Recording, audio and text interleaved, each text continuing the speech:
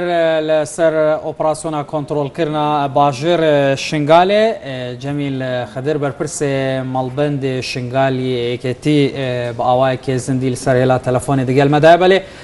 کاک جمیل سپیده باش کاک جمیل ده نهادا اپراسیون کنترل کرنا شنگاله اگر زانیاری تابن دست بکریه یا خود هش دست بنکریه پروسه رزگارتنا شنگاله دست بداية دستيت سنة اللي تنها شو روبرونة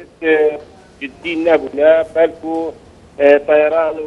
وقصفك هتشوال سل شاري باجر شنغالي تكرنا بقوات وابش مرقا السرقو هدي برب تجبت شيء ودستيت بروسير زارتنا شنغالي بله کاک جمیل ده نهادا هزین پیشمرگه چند آلیان آماده کاری کرنه جبوی کو و ارشه دست بکن الآلية شنغالي الآلية حربان والروش ثلاث شنغالي ولا باجر شنغالي والروش آباء شنغالي برجايا ويوان جراوان كيا دست بكريه يعني جبهتي برفراوانه برزقارتنا شنغالي بله کاک جمیل ده نهادا داعش چه برسوک آوان بردمانان یا خود بردمانا ده برسو آوان بردمانان دا یعنی تقه یا خود تشتکه کج پیشمرگی بکت یا خود بدنگه اوش بدنگه هیچ برسو نبود بله هنگ ده باوری دانه ایرو بکارم به تمامی